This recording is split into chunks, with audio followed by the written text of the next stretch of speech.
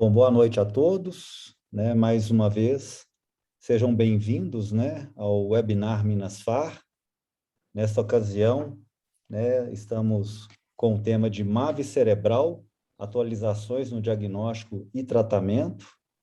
A princípio, pensamos num escopo aqui com dois palestrantes, né, o Dr. Augusto César Santos e o Dr. Cleiton Lopes.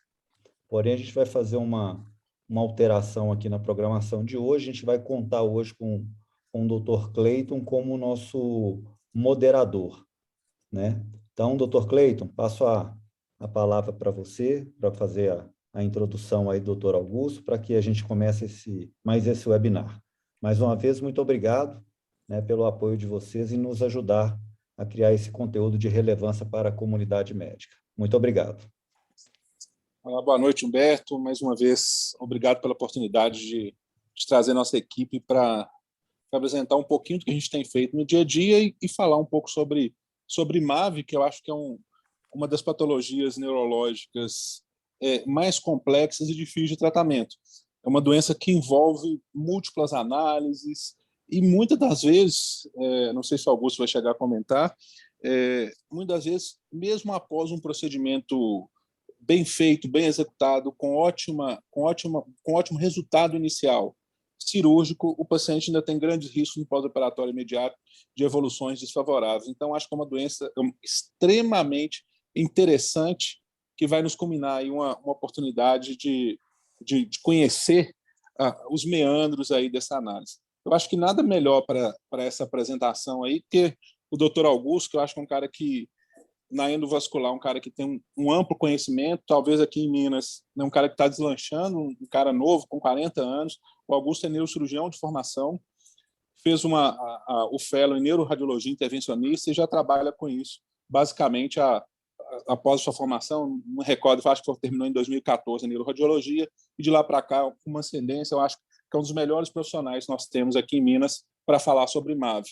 Eu passo para ele aí, para ele começar a sua, eu acredito, brilhante explanação sobre MAVE para a gente. Boa noite, Augusto, seja bem-vindo aí. Boa noite, Cleiton. Obrigado aí.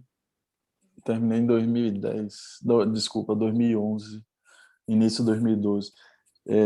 Parabéns, Humberto, aí mais uma vez, por fazer esse projeto junto com a Minasfar, que é de uma relevância incrível, principalmente para... Acho que hoje o foco mais são os fellows, né? De um tema que cada vez mais cresce, que é da endovascular, da cirurgia vascular, né? Neurológica. Então, o que a gente vai falar? Eu vou tentar começar uma parte aqui, o Cleitão vai tentar dar uma moderada, dar uma complementada na parte mais cirúrgica, radiocirúrgica. Eu vou, dentro da minha humildade aqui, tentar falar alguma coisa, principalmente para vocês que vão fazer prova semana que vem. Essa semana, perdão. Então, olha a coincidência. Ia falar sobre isso que o Humberto comentou, né, de MAVE, embaixo de um pé, lá em Aracaju, de um bar, que a gente toma uma cerveja embaixo de uma árvore. Olha a foto, olhando para cima da árvore. Parece totalmente uma trama de uma MAVE, né? Emaranhados. Só a única diferença é que tem folhas entre elas. O que a MAVE não tem, que é tecido cerebral normal. Eu lembrei isso aqui, eu digo, cara, parece demais, né? Conversa de bêbado, né, cara? Olha para cima e vê uma MAVE na árvore. Para a gente começar a falar do assunto, nada mais sério do que shunts arteriovenosos, óbvio que eles não são normais, que compõem emaranhado de artérias e veias doentes, por isso que são displásicas, que convergem unidos vasculares sem parênquima viável ou parênquima funcional. A gente questiona, até hoje a gente vai manter esse conceito, tá, pessoal? Principalmente quem está aí na residência, de congênito. Só que é engraçado, assim, tem alguns estudos que falam assim, será que é congênito? Porque faz ultrassom fetal, principalmente quem tem muito gabarito nisso, e não detecta MAVE. Mas é óbvio. Por quê? Porque hoje a gente sabe que ela é chamada de uma capilaropatia proliferativa. Você tem o vaso doente, a comunicação, e ela vai proliferar com o passar do tempo, com o passar da idade, com o passar do ano e com alguns fatores de crescimento vascular associado. Então, não quer dizer que não veja no ultrassom pré-natal que aquela criança não pode ter uma MAV. Então, tomar cuidado com isso. Mas até que, pelo contrário, a gente ainda define hoje como congênito. A manifestação mais comum, disparada ainda é hemorragia, 58%. Lembrar que a hemorragia intraparenquimatosa pode se manifestar com hemorragia subaracnoideia? Pode, mas não é o comum.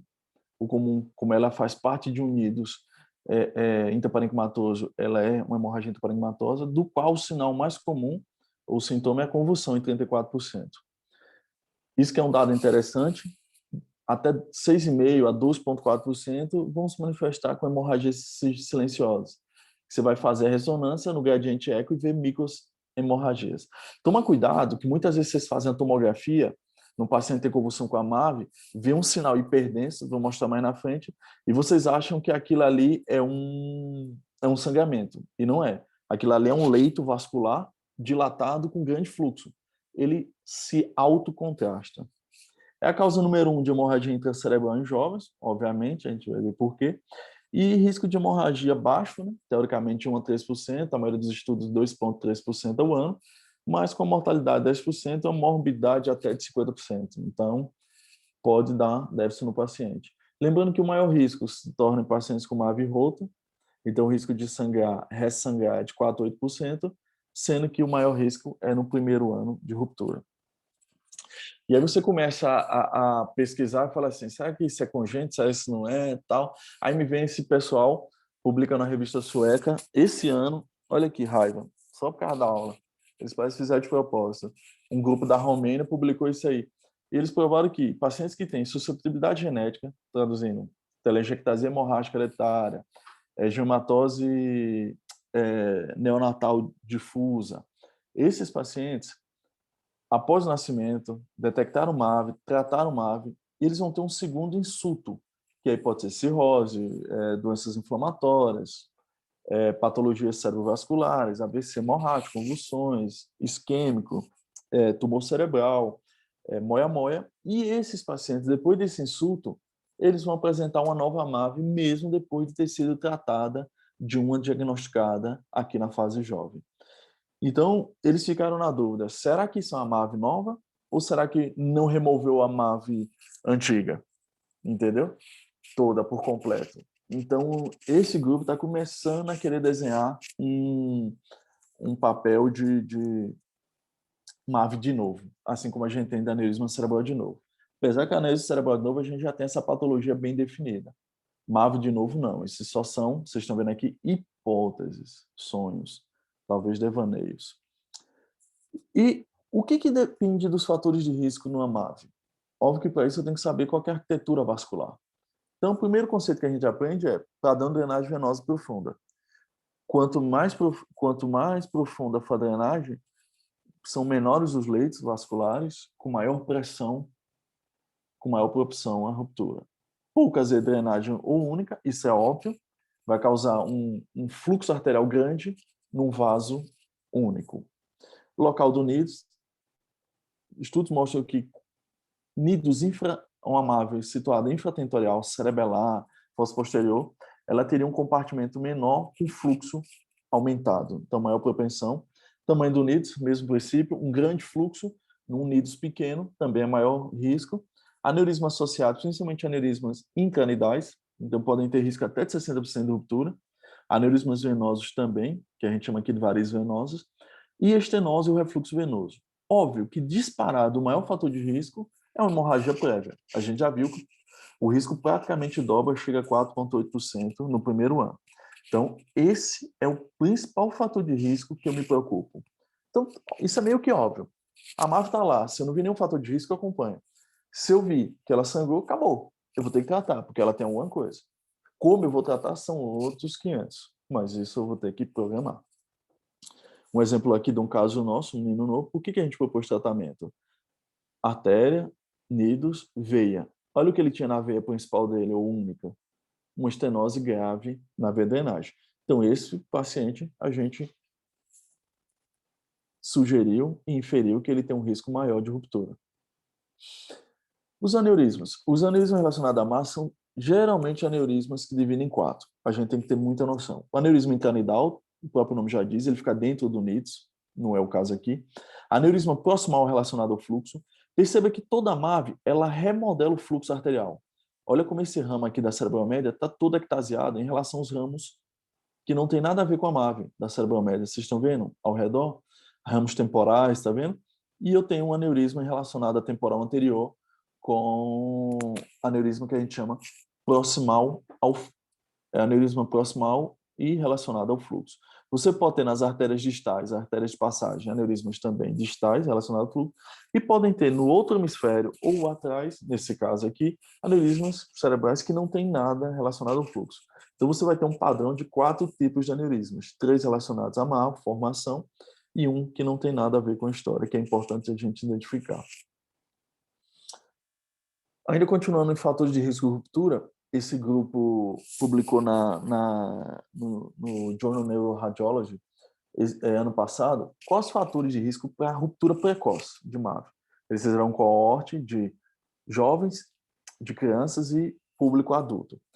Obviamente, que é uma coisa que a gente já tinha mais noção, o público que mais rompe são de 5 a 15 anos, sendo que você vai ter picos ainda, obviamente, de 25 a 30 e de 55 a 60. Mas o público mais jovem é o que mais vai ter ruptura de malformação, até por ser uma doença congênita. E dentro desse público jovem, o que você sabe que são fatores de ruptura precoce? Então, diferentemente do que a gente falou nos slides anteriores, foi comprovado que tem um risco relativo significativo, uma razão de risco, desculpa, localização supratentorial da MAV, diferentemente que a gente vê em todos os estudos quando a gente engloba população adulta e população infantil. Quando você bota só esses dois grupos, você vê, só o grupo infantil, você percebe que a localização supratentorial foi significativamente maior, a localização profunda e a drenagem venosa exclusiva. São os 3 fatores principais de ruptura precoce em público infantil. Esse é um artigo interessantíssimo de MAV sintomática não rota. Por que a MAV não rota dá sintoma? Um dos mais sintomas que a gente sabe é convulsão. Justamente, primeiro, pelo fator que faz com que ela progrida. A hipóxia que gera naquela região faz com que o próprio sistema imunológico do paciente leve à formação de trombo. A gente está vendo uma sequência na primeira linha T2, mostrando um edema brutal nessa MAV, ao redor de um vaso ectasiado, um flare, um T1, que a gente está vendo o paciente com trombo dentro do vaso, e na hora que você vai para um flare com contraste gadolíneo, você vê, além do trombo, você uma captação periférica. O que você vê? Quando você tem esses fatores de realce de vaso, da parede do vaso, mais trombo e edema, você tem certeza que essa área ao redor do vaso, se for aneurisma venoso, um aneurisma intranidal, ou se for aneurisma venoso, uma ectasia venosa, essa área é mais instável. Então, esse paciente, ele é mais propenso a ter sintomas, como convulsão, ruptura. Então, isso tem que ser bem visualizado. Edema ao redor do vaso ou realce da parede. Isso é muito interessante. É o grupo do Tim Krings, lá do Canadá, publicou esse ano. E como é que você... Como é que a MAV desenvolve? Já que a gente falou que no ultrassom pré-natal você não visualiza a MAV. A gente percebe que a MAV ela nasce como se fosse só uma comunicação ínfima, pequena, que não dá para detectar no ultrassom pré-natal. E com o tempo ela vai virar esse bolo de vaso que a gente chama, né? E por que isso se dá? Isso dá vários mecanismos. Obviamente, venoso, você tem um aumento da pressão dentro da artéria, que vai levar também estresse da parede da artéria, com trombose, alterações da parede. Isso vai fazer com perda da autorregulação e crescimento e remodelamento da MAV, obviamente. Dentro da artéria, também vai ter um aumento de fluxo dentro das artérias nidais, junto com fatores hipertensivos, também vai crescer para a perda da autorregulação, e principalmente fatores de desenvolvimento, como formação de microxantes, lesões endoteliais, lesões vasculares. Isso tudo vai propiciar a perda da articulação e crescimento. Então, vocês estão vendo que a MAV não nasce bonitinha assim. Não adianta você perceber, lá dentro da barriga do neném, mas apesar que vocês vão ver que embriologicamente começa entre a 4ª e 8ª semana, intrauterino, a fase fetal, mas de uma forma muito incipiente, que são microcomunicações, entendeu? E com o passar do desenvolvimento, mais rápido ou mais lento, você vai ter esse mecanismo de perda da autorregulação e crescimento da MAV. E continuando na formação da MAV, a gente sabe que essa lesão que a gente viu lá, na parede do vaso, vai provocar, como sempre, que a gente já viu também na aula de aneurisma, né, cerebral, substâncias inflamatórias, pró-inflamatórias, leucócito, neutrófilo, linfócito, malcrófilo, que vão alterar a parede do vaso, provocando o que a gente sabe, microsangramentos, angiogênese e um aumento, desenvolvimento da malformação fetal.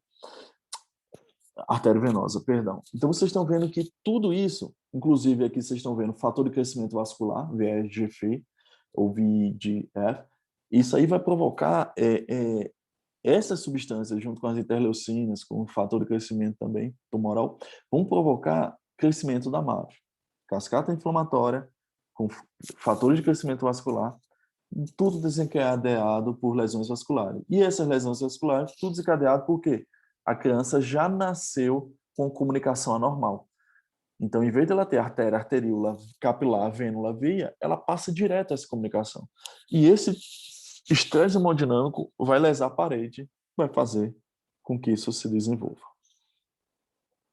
Continuando a fisiopatologia, que a MAV é uma doença extremamente complexa, esses chantes de alto fluxo, né, que você vai ter dentro do nidos, vai direcionar o fluxo para longe. Então, ao redor dessa região, o parênquima normal vai sofrer. Esse parênquima normal, com hipoperfusão, vai levar o quê? Uma dilatação da rede capilar ao redor, ou perinidal, fazendo com que venha circulação colateral leptomeníngea. Isso vai criar vários shunts. Então, a MAV nada mais é do que vários microshunts, vários microMAVs juntas, entendeu? Formando uma MAV. Por isso que muitas vezes você vê um nidus pequeno, outras vezes você vê nidus extremamente difusos. E esses shunts de alto fluxo, essa MAV, quanto mais crescendo, com mais restrição de drenagem, faz uma hipertensão venosa, uma congestão venosa, é que vai provocar um edema ao redor e sintomas neurológicos ou até epilepsia, convulsão. Um estudo muito interessante saiu na Neurosurgery Review em 2021. Ela viu que, olha que interessante, ele mediu um fluxo, conseguiu medir o fluxo na artéria nutridora, numa artéria normal, numa artéria nutridora nidal, numa artéria nutridora, numa artéria intranidal, numa veia nidal, intranidal e depois veias distantes ou vênulas distantes. Olha o gradiente como é alto dentro da veia. Entendeu? Então, esse gradiente de pressão média dentro de uma vênula, que não tem camada muscular nenhuma, por aí vocês tirem como estresse hemodinâmico e a fator de ruptura é altíssimo. Isso é muito interessante. Ele diminui pouco de uma artéria principal, mas dentro das artérias e veias nidais, eles permanecem quase constante o gradiente de pressão. Muito interessante esse estudo. Isso é uma das coisas mais interessantes do mundo, publicada na Fox 2009. É um artigo só sobre fisiopatologia da MAV. Mas todo residente que faz neurocirurgia, neurovascular, tem que saber disso. A MAV ela é feita de compartimentos escondidos, que a gente vai ver no próximo slide.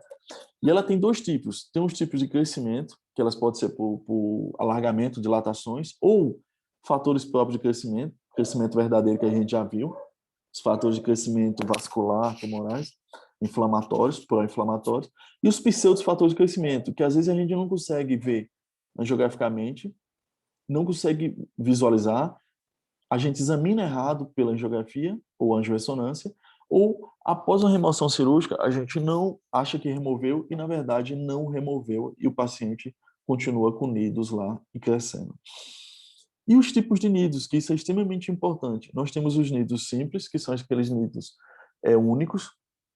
Eles podem ser difuso ou compacto, que aí no difuso a gente vai ver no próximo slide um compartimento ou vários compartimentos, do mesmo jeito nos nidos múltiplos, que podem ter compacto ou difuso. Vocês vão ver aqui, isso aqui é um conceito extremamente interessante. Uma MAV aparentemente simples, e que na hora que você consegue separar ela microscopicamente, você vê as artérias nutridoras unidos, interligados por uma comunicação fistulosa, outro nidos com a veia de drenagem brutal, com mais artérias, com mais uma comunicação e um compartimento escondido que poucas vezes a gente consegue ver, que às vezes pode sobrar na cirurgia ou na cirurgia endovascular. Um exemplo que às vezes pode nos remeter, um paciente masculino, 62 anos, ex-tabagista, teve uma crise convulsiva, uma MAVE perissilviana no final dos seus cios, nutrida principalmente pela cerebral média, vocês estão vendo aí daqui, uma veia única, que ela não está aqui, um grande aneurisma venoso, inclusive com retenção de fluxo, uma estase venosa, vocês estão vendo. A gente embolizou, até uma coisa interessante, fios de ônix dentro da MAVE, dentro do aneurisma venoso, fios como fossem aqueles fios de ovos, né? A MAVE, a artéria, até um pouco de refluxo na artéria, mas sem problema, um controle capilar, a fase capilar, tá vendo?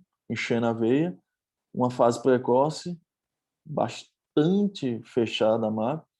Esse paciente foi para a cirurgia, só que no pós-operatório imediato, indo para o CTI, o paciente apresenta um déficit e com um grande sangramento medial à veia, mediado ao nídus profundo.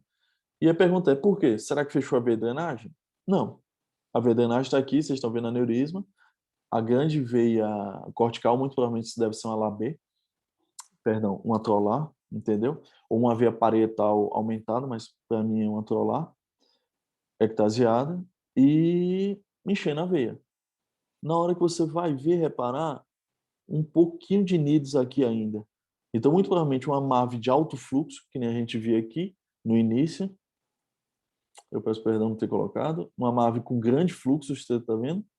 Com grande fluxo venoso. E que a gente fez uma embolização de um grande parte dela. Então, o pequeno nídus que sobra, ele fica com grande fluxo arterial para dentro dele. Então, essa pressão às vezes não aguenta, ou o fechamento de uma veia também pode ser. Essa é uma doença que não faz parte da MAVE, mas tem que ser colocada, que é a angiopatia proliferativa cerebral. Isso muitas vezes vocês confundem e dão um diagnóstico de MAVE. Isso é um diagnóstico extremamente angiográfico. Não adianta. Eu vou perguntar ao paciente, o quadro clínico do paciente, não adianta. Então, quem escreveu isso primeiro foi em 2008, foi lá o Juniat, o Pierre, o francês, que ele descobriu que isso é uma proliferação de vasos à resposta isquêmica cerebral, um surto isquêmico. Geralmente ela é grande, lobal até hemisférica, que tem como grande característica várias artérias, geralmente elas estão doentes, estão estenosadas. Você não vê uma artéria nutridora principal, isso é que é legal, e nem vê uma veia precoce. Nessa fase aqui, não sei se vocês estão vendo, cadê a veia drenagem precoce? Que é característica da MAVE. Não vê. Essa é uma grande característica. E geralmente tem tecido cerebral no meio dela, entendeu? Isso aqui geralmente é uma doença benigna que não precisa tratar, pelo amor de Deus. Mas é bom ter conhecimento. Geralmente tem componente transdural também como diagnóstico. E diagnosticar MAVE? A gente começa com tomografia. O que a gente vê na tomografia? Tomar cuidado com isso. Às vezes, sem contraste nenhum, você vê um pequeno hipersinal. Desculpa, uma hiperdensidade. E muitas vezes é confundido com sangue. E, na verdade, o que é? São ectasias. A ectasia é tão grande dos vasos, principalmente venosos, que elas retêm fluxos e fazem um alto contraste. Obviamente, aqui já está com contraste. Aqui não está contraste, mas o colega do pronto-socorro confundiu isso aqui como sangramento, porque o paciente convulsionou. E não era sangramento. Na hora que você vai para a ressonância, você vê um T2, você vê os flow voids certinho, que são os vasos vazios, teoricamente vazio, numa tradução pobre. E no T1 com contraste, você vê os vasos ectasiados e a circulação. Na ressonância, às vezes, você consegue ver artérias nutridoras com nídus, a drenagem venosa, mas o principal vai ser a angiografia cerebral. Mais um caso aqui que vocês veem no cerebelo, flow voids, essa é a característica da ressonância, totalmente diferente do cavernoma. Com contraste, vocês veem que realça os vasos. E na hora que vai para a angiografia, você não tem dúvida que é uma MAVE cerebelar esquerda com a veia profunda, nutrida pelas artérias cerebrais. Um outro caso aqui, uma MAVE occipital, eu vejo no T1 flow voids, no T1 com gadolínio, todos os flow voids ectasiados, às vezes eu vejo a área de malácia, e vocês veem a MAVE aqui occipital, até com um pouco de ônix já embolizada parcialmente. Então, o que vai definir mesmo a nossa MAV não é a tomografia, não é a ressonância, mas sim a angiografia hoje. E se principalmente eu conseguir fazer um 3D dela, que tem que ser com máquinas principalmente com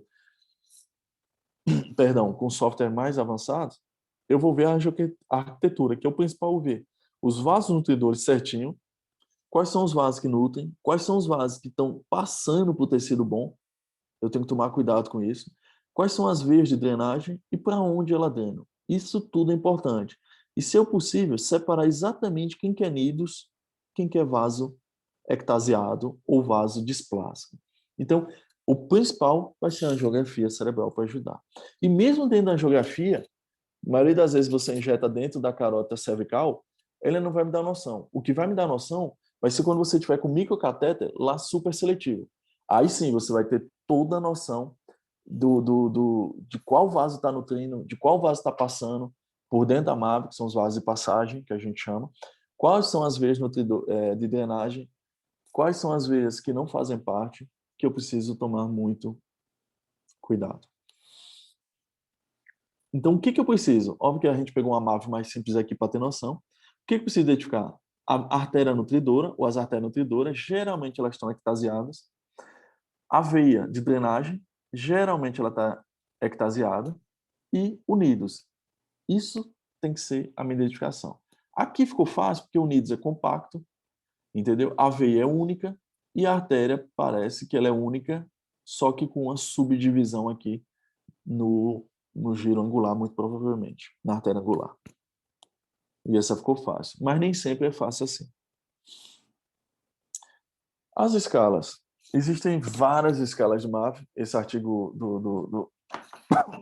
o Lawton está em todos, né? Que é de escala de MAV, quem mais gosta disso. E ele começou, junto o Spetzler também, começou lá em 1900, eu acho que em 64, depois foi dar uma atualizada em 2001, com a primeira escala, que é a escala de Spetzler-Martin, ou Spetzler-Martin, que ela não, como característica principal, ela não foi feita para MAV rota, nem para fossa posterior. A gente vai entender por quê depois. Ela leva em conceito, ela é muito singela, leva conceito apenas tamanho da MAV, localização em área eloquente ou não, e drenagem venosa profunda superficial. E ela não serve para indicar tratamento, ela serve para sugerir qual que é o seu risco da sua intervenção cirúrgica numa MAV, a depender do grau dela. Então, tomar muito cuidado quando você for pegar um paciente, classificar ela na escala de Spetzler-Martin, e dizer assim, essa paciente, ela é cirúrgica. Não, você está vendo. Porque não. Ela pode, se for grau 1, ela tem um risco baixo, com um risco de resultado ruim baixo também. Então, isso tem que ser bem entendido. A escala de Lawton-Young, que foi a escala suplementar, o próprio nome já diz, ela complementou a escala de Spetzler-Martin. Então, além dela pegar os 3 itens, ela complementou com idade, se existia sangramento ou não, agora começou a ajudar a gente. E a depender se o NIDS era compacto ou não. E ela graduou em pontuações que foi te dando qual que era a porcentagem de resultados ruins. Óbvio, quanto maior a pontuação, maior o resultado ruim. Lembrando que a pontuação total não foi avaliada por causa de tamanho de amostra, essas coisas mais. Mas é uma escala também interessante. Ela veio para melhorar a escala de Spetzler-Martin, a escala Lawton-Young, ou também chamada de escala suplementar. A escala de Spetzler-Ponce. Agora a gente começa com as MAVs setoriais. Então agora ele pegou em 2011 esses 2 autores, o Ponce depois de Spetzler, e fez, vamos botar só MAV supratentorial. O que ele fez na verdade? Ele pegou a escala de Spetzler-Martin e juntou em graus. 1 e 2 botou A, 3 B e C, 4, 5. E disse, trata, não trata combinado e não trata. Exceção os graus 4 e 5, se tiver sangue, hemorragia, déficit progressivo, sintomas de roubo de fluxo ou aneurismas relacionados a MAV. E botou o risco de eventos adversos em cada classe, A, B e C, 8, 18 até 32% de resultados ruins. Interessante, mas muito singela, muito direta. Por que MAV grau 4 e 5 não trata somente? Não sei, cada caso é analisado. O Nissan Score, que foi uma escola também com aval do Lawton, foi só para MAVs infratentoriais. Então foi muito interessante. O que eles fizeram?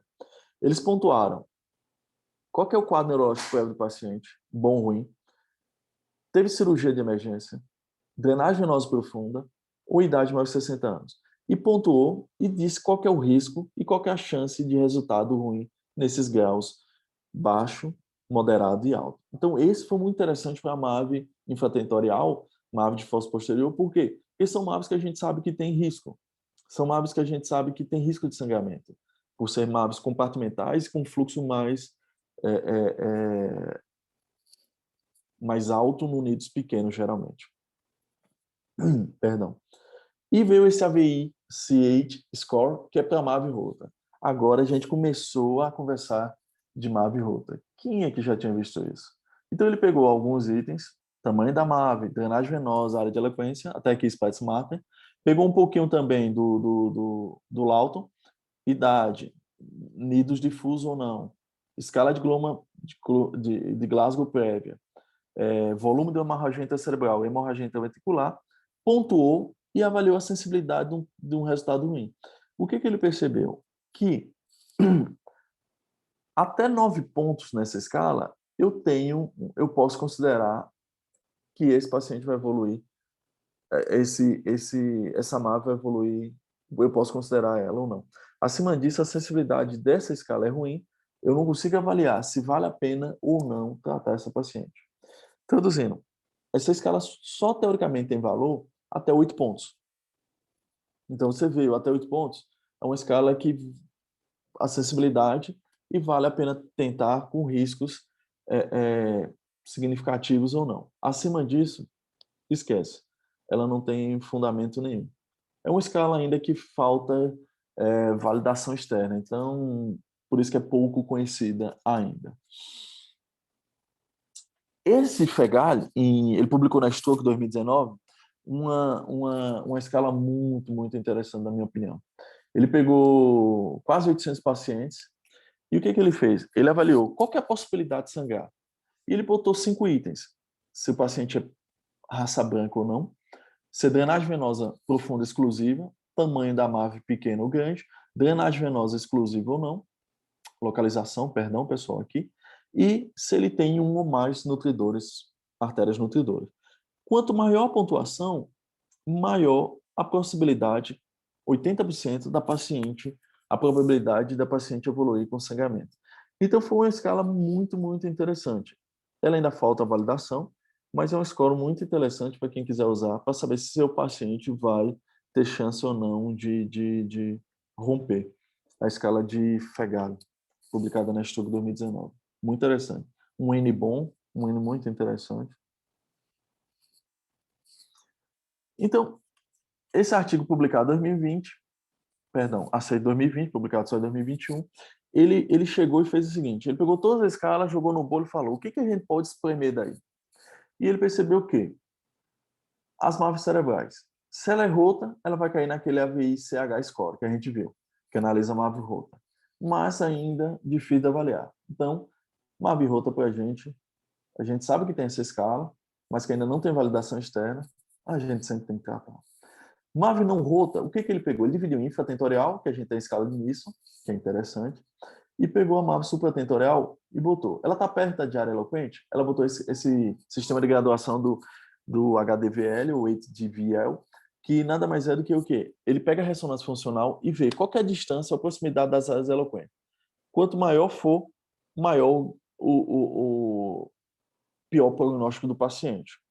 Então, na verdade, é uma escala, um sistema de graduação ainda ínfimo, muito incipiente e que não tem validação externa, mas que ele coloca aí, baseado em ressonância funcional. Então, é um sistema de graduação de difícil replicação.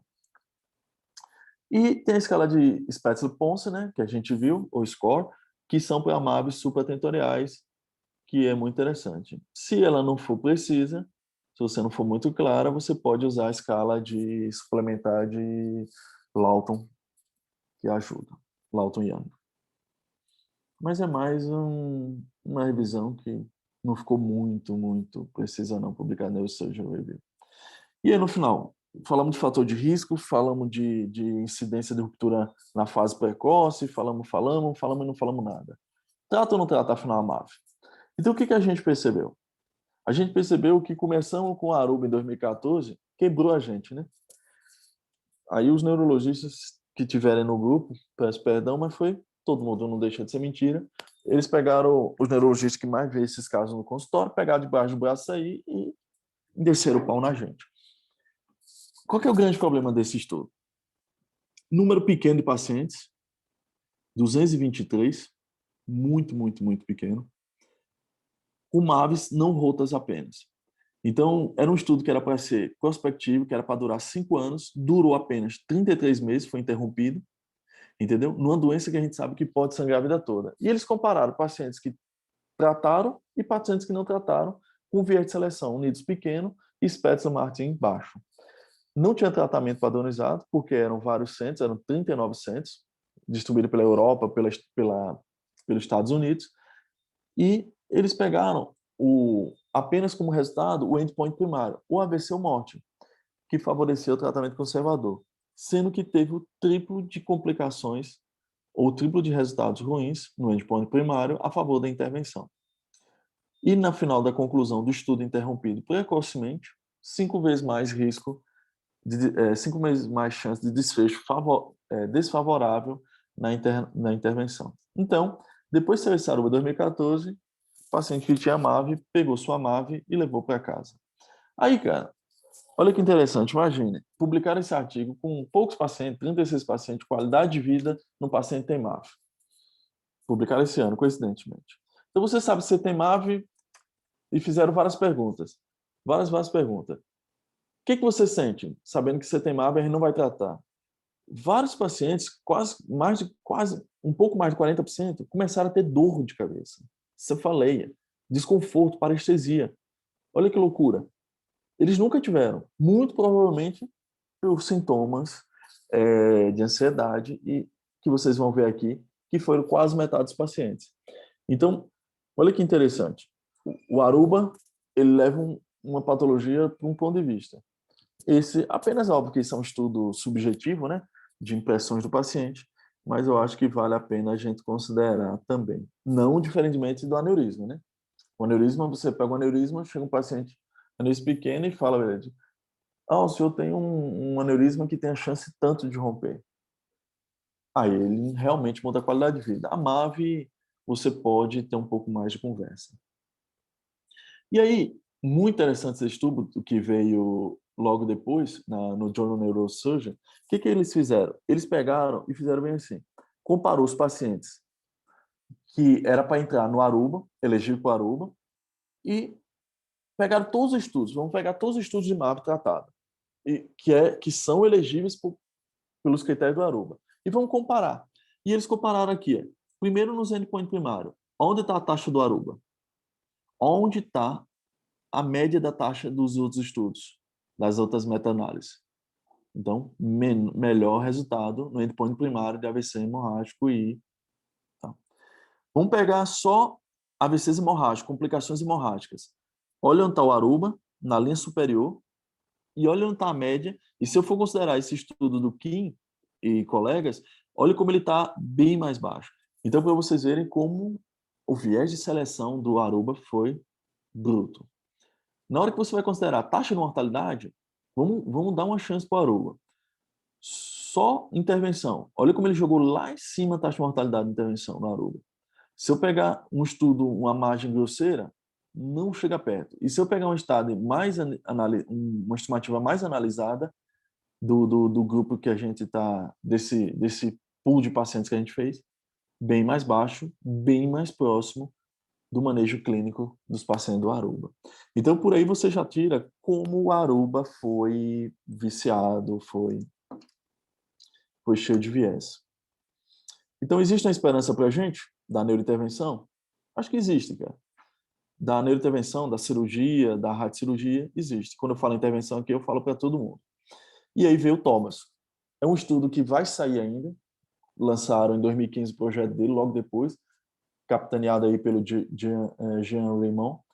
Vão fazer 10 anos de estudo, que eles vão pegar? Vão pegar 2 grupos. Um primeiro, vão comparar MAVs não rotas, grupo conservador, bem selecionado, com um grupo não tratamento cirúrgico. E depois eles vão pegar um outro ponto para analisar também, que são os efeitos da embolização antes da cirurgia ou da radiocirurgia versus o efeito os efeitos do paciente que tem cirurgia e radiocirurgia sem embolização em MAVs rotas ou não rotas. Então, isso vai ser um estudo bem desenhado, prospectivo, bem interessante, bem randomizado, vai ser legal, mas aí é para 10 anos aí para frente, para a gente tentar começar a entender esse estudo. Pegando um link nesse estudo, isso é uma coisa interessante, pegaram um pedaço do TOBAS, com todo respeito às analogias aí, esse grupo, o que eles fez? Eles vão pegar uma parte do TOBAS, vão fazer 47 pessoas que mexem com vascular da área, vamos mostrar 35 casos para eles. E vão pedir a opinião deles. Fazer 3 perguntas. Primeiro, na sua opinião, qual que é a melhor opção para esse paciente? Você tem que selecionar cirurgia, embolização, radiocirurgia ou conservador. Segundo, qual que é o seu nível de confidencial em fazer essa escolha? Escolhe de 0 a 100%. E terceiro, você recrutaria esse paciente, em especial, para um trial com 50% de chance de curar e 50% de chance de conservar? Tratamento de intervenção, 50% conservador? Sim ou não? E o que eles chegaram? Eles perceberam que, olha que interessante, a maioria indicou tratamento desses especialistas. Isso é um pedaço inicial do trial, tá? Do TOBAS. A maioria, óbvio, disparado para MAVs rotas, disparado, indicou tratamento, isso a gente já viu por quê. A maioria indicou manejo para o paciente com MAVs não rotas, tratamento, conservador, mas levemente quase igual. A maioria, obviamente, disparado as MAVs baixas, grau 1, grau 2, de Spettler, e as MAVs graus elevadas, 3 a 5, praticamente similares. E aí, quando ele vai para esse índice kappa, que é um índice de concordância, quanto mais próximo de 1, mais concordância existe, ele primeiro viu que o manejo global, traduzindo, vamos pegar todo mundo no mesmo saco e botar cirurgia, radiocirurgia, embolização, tratamento conservador. Percebeu que o nível de discordância é muito maior do que se eu pegar o paciente dicotomizado. Trata ou não trata?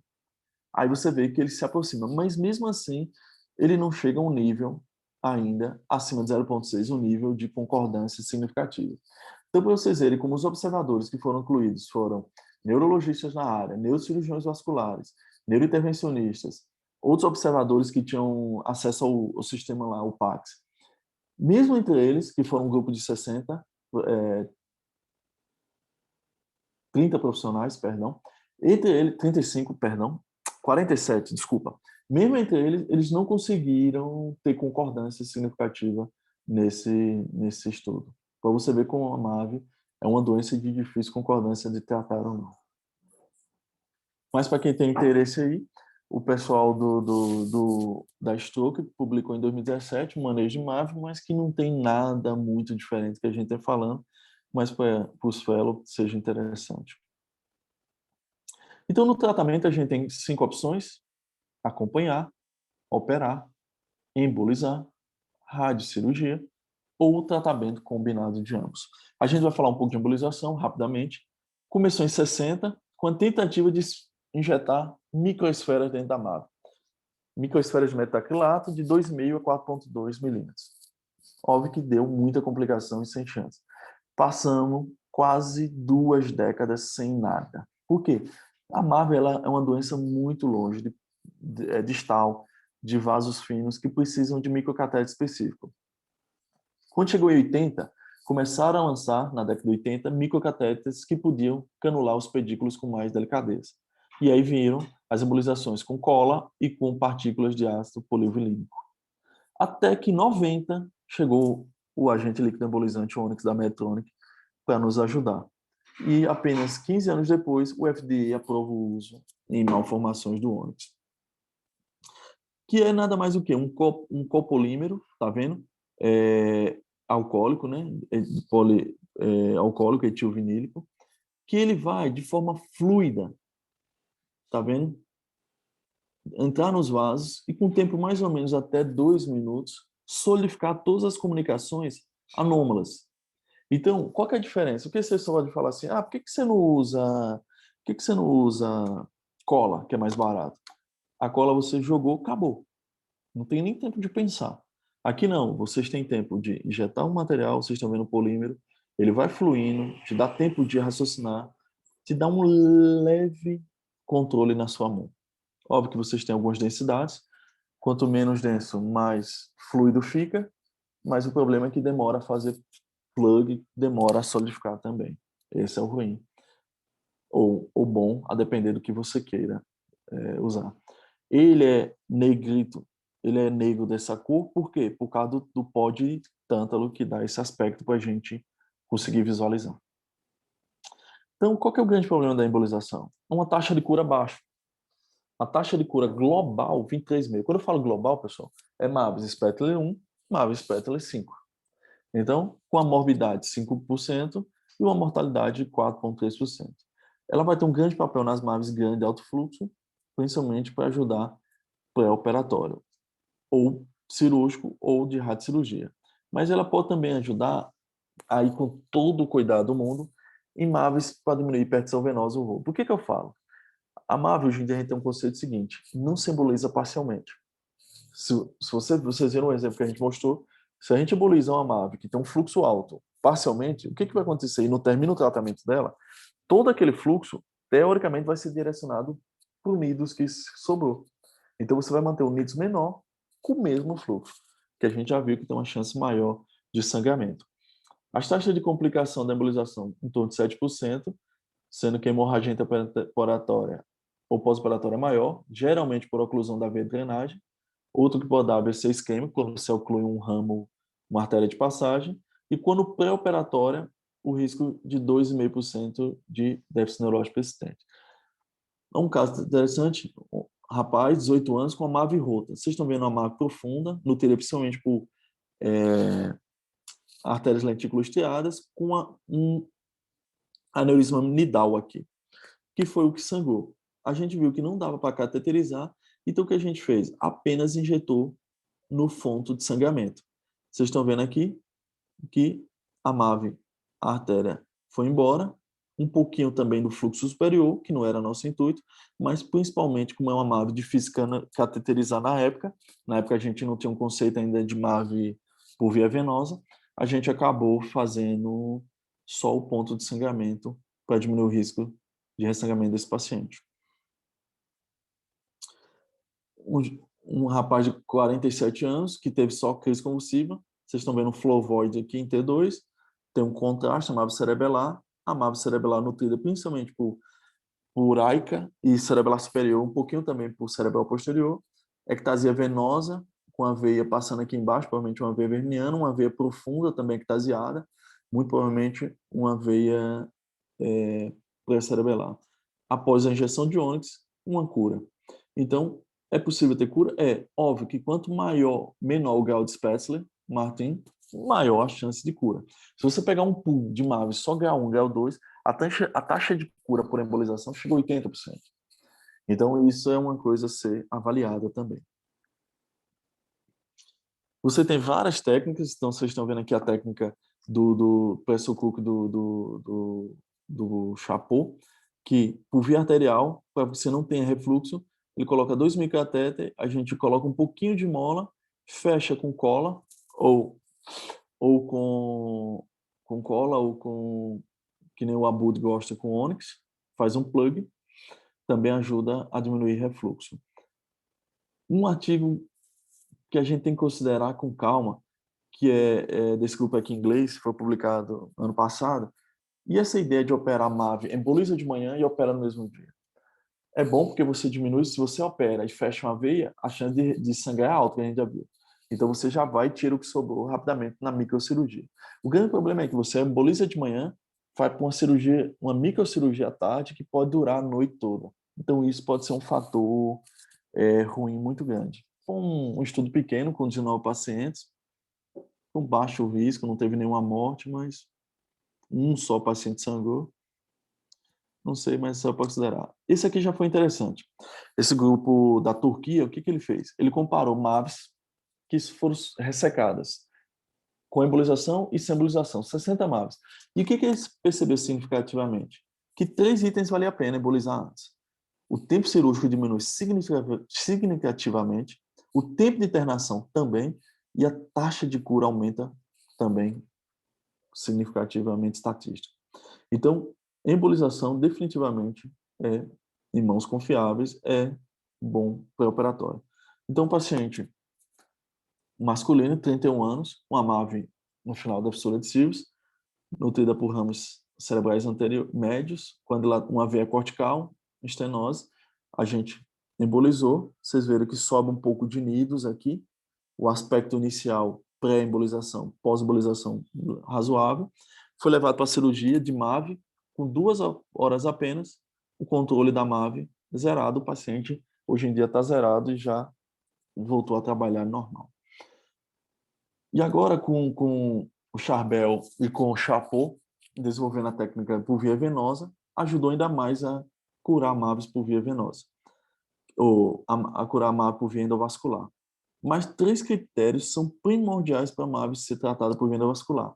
Nidos pequeno, que a drenagem seja venosa única, isso é óbvio, se eu estou entrando pela veia, e que o nido seja profundo.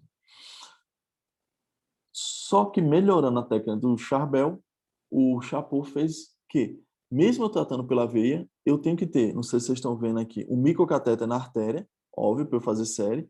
Eu tenho que fazer um pouco de cola, um pouco de micromola, e também, do mesmo jeito que ele fazia pela via arterial, fazer uma técnica da panela de pressão, um pouquinho de cola dentro do plug. Para quê? Para que o meu material, no caso o Onyx, só flua para frente, não reflua para dentro da veia. Então a gente tem um caso, na época a gente bem inicial, uma MAV venosa, vocês estão vendo uma MAV do tegmento, foi até lá no Hospital da Unimed.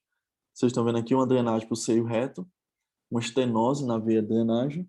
Essa MAV sangrou, a gente optou por entrar pela veia. Vocês estão vendo 2 micro, colocamos mola para fazer o plug, injetamos o Onyx, vocês estão vendo um cateterzinho dentro da artéria. E o aspecto nosso é que, curamos a MAV. Será que aqui curamos? E esse paciente, no pós-operatório imediato, 1 ou 2 dias depois, um dia depois, ele sangrou de novo para dentro do ventrículo. Por quê? Porque ele ainda tinha um pouquinho de nidos aqui. Isso é ruim, porque às vezes você não consegue enxergar e te dá o aspecto de que sangrou. E o grande problema é que, quando você vai por via venosa, você não tem a opção de voltar. Você tem que fechar a MAV, porque agora você fechou a veia. Entendeu? Mais um caso aqui que você pode fazer seu tratamento com o que você acha de fator de risco. Paciente mulher, 60 anos, com hemorragia subaracnoideia, quando a gente foi entender unidos cerebelar esquerdo, mas com uma coisa estranha. Na hora que a gente faz o 3D, unidos realmente uma MAV cerebelar, nutrida pela artéria cerebelar superior, que tinha um aneurisma displásico, uma artéria displásica, com aneurisma com um ponto de dissecção dentro dele, que foi quem realmente rompeu, e não a MAV. A MAV, vocês veem que não tem aneurisma nidal, aparentemente não tem estreitamento venoso. Então, o que a gente fez? Essa paciente não tinha acesso pela femoral, a gente entrou pelo punho esquerdo, pela radial esquerda, vocês estão vendo. O próximo o moderador aqui, só na expectativa, dando aquele apoio moral. E o que a gente fez? Uma angiografia seletiva dentro da cerebelar superior. Podia até ter embolizado, mas esse aqui estava extremamente frágil. A gente fechou o aneurisma junto com a artéria e a paciente hoje já voltou para o consultório zerado. Óbvio que a MAV está lá, não rompeu a MAV, quem rompeu foi o aneurisma relacionado ao fluxo, aneurisma pré-nidal, que a gente chama, e foi o que a gente tratou. E o que vem por aí de novo, pessoal? Vem esse estudo, que agora sim vai vir com força, que é o TATAN. Ele comparou 78 pacientes, está comparando, está selecionando, que vão ser com só pessoas especialistas que vão tratar com via arterial, endovascular e via venosa e ver qual que é o tratamento melhor. A chance é que mostre que a via venosa seja melhor, realmente cure o paciente em até 82% de chance. Bem, era isso. Desculpa aí ter me prolongado, falei muito, né? Peço desculpa aí, viu, Humberto? Olá, Augusto. Aqui. Boa noite aí, muito obrigado, acho, pela sua apresentação. Há muito tempo eu não assisti uma apresentação nem em congresso de uma aula de MAVE com uma didática tão boa e tão alicerçada em conteúdos novos, em medicina baseada em evidências. Assim, eu só tenho que te agradecer. No nosso grupo de discussão, infelizmente, ainda sem nenhuma pergunta, eu vou começar aqui com algumas perguntas que me veio à mente e me surgiu alguma dúvida no decorrer da sua apresentação. Enquanto isso, o pessoal vai criando suas perguntas aqui e está aberto aí a qualquer momento me interromper para a gente dar o segmento. Então, Augusto, vamos lá. Eu queria sua opinião o seguinte. No comecinho da sua aula, você falou sobre os 4 aneurismas relacionados à MAVE, que são os que não... O aneurisma que não tem nenhuma relação com o vaso mesmo, ou no vaso proximal, no vaso distal, no vaso nutridor proximal distal e o intranidal. É só algum comentário bem breve mesmo sobre qual que é o potencial de sangramento em cada um desses aneurismas relacionados à MAVE e se muda a sua estratégia, a presença ou não desse aneurisma. O que você tem a nos dizer aí? Isso é uma coisa muito interessante, né? Assim, estatisticamente, os aneurismas relacionados ao fluxo, eles têm comportamento muito semelhantes em termos de ruptura. Óbvio que quanto mais intranidal, maior o fluxo, a pressão dentro dele, maior o fluxo vetorial.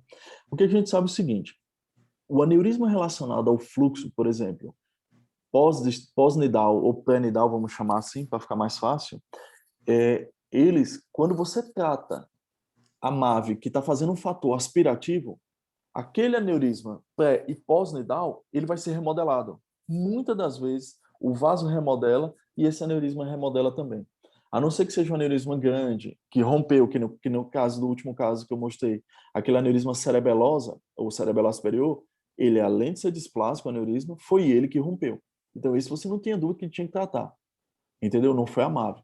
Mas no aneurisma que o paciente tem pré-nidal, pós-nidal, muitas das vezes o fluxo remodela. Então você pode tratar a sua patologia, a sua MAVE, que é o fator aspirativo, e acompanhar, muitas das vezes o vaso remodela, o aneurisma remodela. Ah, não, perfeito. Eu queria abusar um pouquinho mais aí do seu conhecimento. Uma sua opinião assim, mais pessoal mesmo. Assim, quando você tem uma MAVE complexa, uma MAVE com espécie Martin mais elevado, que você vai inicialmente submeter a um tratamento endovascular. O que você faz como conduta sua no dia a dia? Você faz embolizações seriadas até uma possível cura somente por via endovascular? Ou você prefere uma redução da nutrição arterial para facilitar a vida do cirurgião e encaminhar já precocemente para a cirurgia aberta? Isso também é um fator de muita discussão, né? Eu acho que tem até, acho que o Rodrigo da endovascular está aí no grupo, se quiser falar também. O que acontece é o seguinte, cara. Isso, se você vai em congresso, vai depender de onde você vai. O que eu acho interessante, a MAVE grande, grau 4, 5, que você indicou tratamento, primeiro, se você indicou, você tem que ir até o fim. Isso é uma máxima. Porque você vai mudar totalmente o comportamento de fluxo intranidal dessa paciente. Segundo, o que eu acho que é step by step. Emboliza um pouco, emboliza outro. Não adianta eu ficar tentando tudo uma vez, que eu posso fazer síndrome compartimental, que nem eu acho que pode ter sido naquela primeiro caso que a gente mostrou. Você transforma todo um fluxo brutal numa área pequena ou numa área escondida ou no nidus escondido. Isso é horrível. Ou até, às vezes, muitas vezes, fechar a veia de drenagem. Então, eu acho que, assim, embolizações parciais, fechou, perfeito. Não fechou, o pouco sobrou, ou tentar por via venosa ou cirurgia, na maioria das vezes. Ah, não, perfeito. Deixa eu lhe fazer mais 2 perguntas aqui, só para a gente terminar aí com seus conhecimentos aqui. Em relação à MAVE rota, o que você pensa geralmente aí quando... Desculpa, a MAVE não rota. O que você pensa quando você está indicando o tratamento? Você se baseia mais em escala? Você leva algum fator de risco? Algum fator geográfico? O que vem em sua mente aí como principal fator em indicar uma embolização para uma MAVE não rota? Ou talvez até a cirurgia aberta mesmo? As escalas que a gente colocou aí, acho até mais porque tinha muito residente, né, na aula aí, Eu acho que ela é mais do ponto de vista didático, do ponto de vista para estudo. Então, você vai fazer um estudo, você tem que botar as MAVs, até para você falar a mesma língua. Foram tantas espécies Martin, grau 1, grau 2, grau 3, grau 4, grau 5, para você ter noção do seu ponto de vista cirúrgico aberto, do seu risco e tudo mais. Mas eu acho que os fatores mesmo são aqueles que a gente viu nos slides iniciais. Padrão de drenagem, localização, tamanho de nidos, presença de aneurisma, padrão venoso. Isso é o que mais conta no paciente, para você levar em consideração. Se o paciente tem fator que vai fazer uma mudança de gradiente dentro da nidos arterial, dentro do nidos arteriovenoso ou dentro da veia, você não tem dúvida que esse paciente tem uma chance maior de ruptura. E aí um grande questionamento, mais um grande questionamento no viés de seleção do Aruba, entendeu? Porque eles não tiveram seleção nenhuma. Pegaram aves pequenas e voltaram para conservador e tratamento, e com qualquer tratamento. Então, isso é mais um fator que o que a gente leva em consideração, a angioarquitetura. Ótimo, obrigado. E aqui, por fim, minha última pergunta, depois eu queria só... Alô? Oi, a ligação deu um problema aqui. Minha última pergunta, e está me escutando, Augusto? Sim, né? perfeito. Tá, perfeito, deu um probleminha aqui. Só com minha última pergunta, depois queria só fazer alguns pequenos comentários. Você falou sobre a MAVE, o tratamento de MAVE por via venosa. Eu acho que está surgindo aí como uma possibilidade muito interessante, principalmente para os casos que a gente deixava algum compartimento ou que a gente faz uma embolização subtotal. Eu acho que ela vai surpreender muito aí como uma técnica promissora para o futuro. O que te faz pensar quando você faz uma angiografia com a análise angio-arquitetural de uma MAVE, que você indica aquele paciente por uma via arterial ou por uma via venosa? Então, isso aí, primeiro, você tem que ter... O nidus tem que ser pequeno, sim, porque eu tenho que ir até o fim.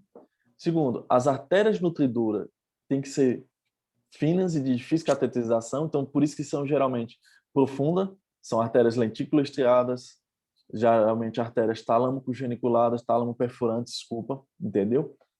Que eu não possa fazer. E o principal, ver a drenagem única, porque eu tenho que fechar essa MAVE até o final. Por isso que, como estratégia, essa estratégia nunca vai ser a primeira, na minha opinião. Ela vai ser sempre a final. A não ser que você tenha essas três condições que eu falei de cara. Nidus pequeno, artérias nutridoras inacessíveis, ou que não são cateterizáveis, e drenagem venosa única. Não. Perfeito, Augusto. Aqui, temos uma pergunta aqui no nosso grupo de discussão, do Jaime, nosso famoso Jaimito. Ele escreveu aqui: o aneurisma venoso tem a mesma importância que o arterial no tratamento da MAVE? Você vai comentar? Não, eu te fez essa pergunta. Certo? Não, isso é uma coisa interessante. Antigamente a gente tinha um conceito só de aneurisma intranidal. Hoje em dia a gente vê que a maioria dos estudos consideram, se você tem um aneurisma venoso, é porque você tem um remodelamento, um estresse de fluxo também significativo dentro da parede do vaso venoso. Então, o aneurisma venoso hoje em dia também tem importância na sua indicação de tratamento de MAVE, porque vai mostrar que é uma ectasia venosa, um sofrimento vascular. Obviamente, se você chegar para mim na hora que você vai ver os estudos, quem que tem maior peso é o estreitamento venoso, óbvio. Eu vou limitar a minha drenagem venosa. Não, ótimo. Augusto, começaram aqui as perguntas. Vamos lá para mais uma. Tem uma pergunta aqui do Guilherme Mansur. Você pode responder também, fica à vontade. Não, essa foi direcionada para você, que ainda vem aqui. Boa noite, professor. Caso se opte por embolização da MAVE com cirurgia aberta subsequente, até que tempo podemos esperar para realizar a cirurgia? Existe um limite que se contraindica? Guilherme, é uma boa pergunta. Eu realmente nunca vi nada, na minha opinião, na literatura. O que você sabe é o seguinte: primeiro, é ideal que você não opere. Você viu que tem um artigo que eu coloquei de same day, né? Eu não consigo ver isso no mesmo dia. Por quê? Eu acho que ainda faz óbvio, não é um tumor que você tem vaso, mas eu acho que o ônix faz uma solidificação maior. Então você tem uma trombose ainda. Então eu prefiro que pelo menos 1 a 2 dias depois. Agora, quanto tempo? Não pode esperar muito também, que você vai ter angiogênese. entendeu? Vocês viram ali, fator estressante. Então, não existe um limite que contraindique, mas você sabe que quanto maior passa o tempo, mais o paciente vai apresentar chance de neovascularização, de neoangiogênese.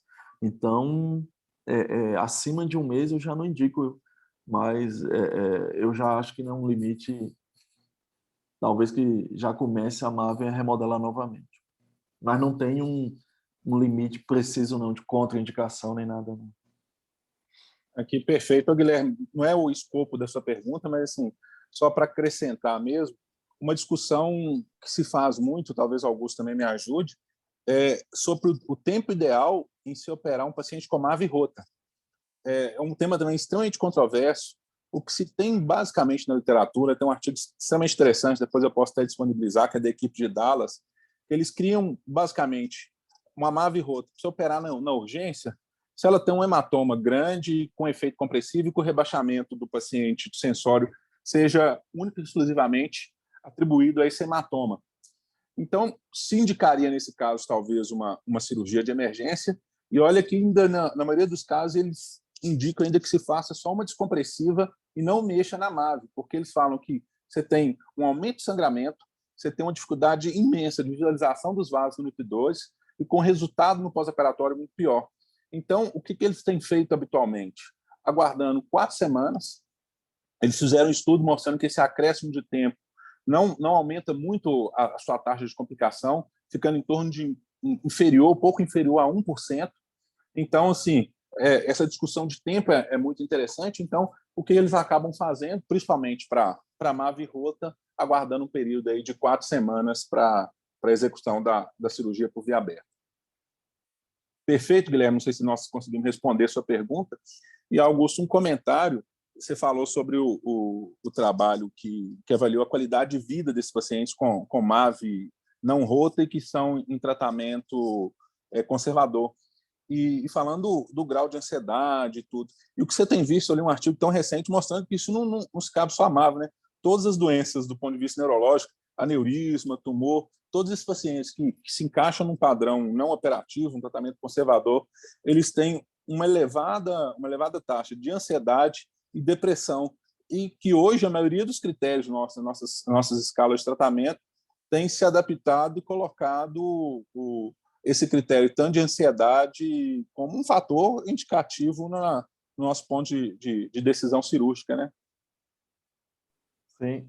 O grande problema é que a MAVE, você vê que não entra nas escalas e o grau de ansiedade do paciente, porque de todas as outras patologias, principalmente a neurismática, ela é totalmente diferente, entendeu?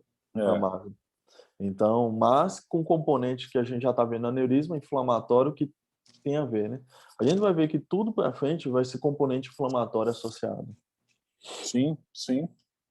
Gente, mais alguma pergunta? Vocês queiram direcionar aí? O microfone está aberto a todos aí para abusar um pouquinho da sabedoria do Augusto.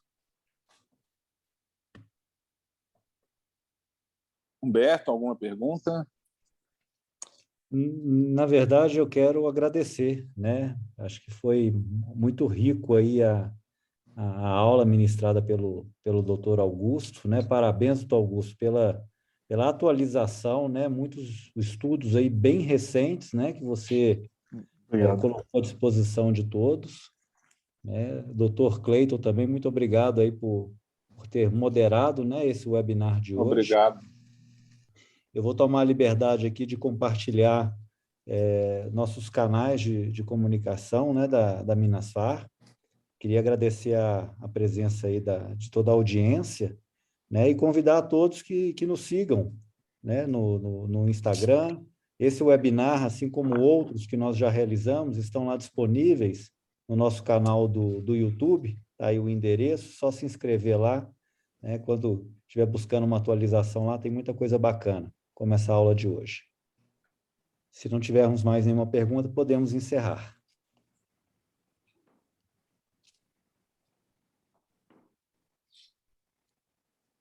Augusto, quer encerrar? Não, só agradecer o convite aí, agradecer todos os participantes aí. Espero que tenha sido proveitoso. Obrigado pela oportunidade aí e estamos sempre juntos aí. Ok. Obrigado a todos, tenham uma boa noite. Obrigado, gente. Boa noite. Boa Humberto. noite. Com Deus. Tchau, tchau. Abraço. Boa noite, tchau.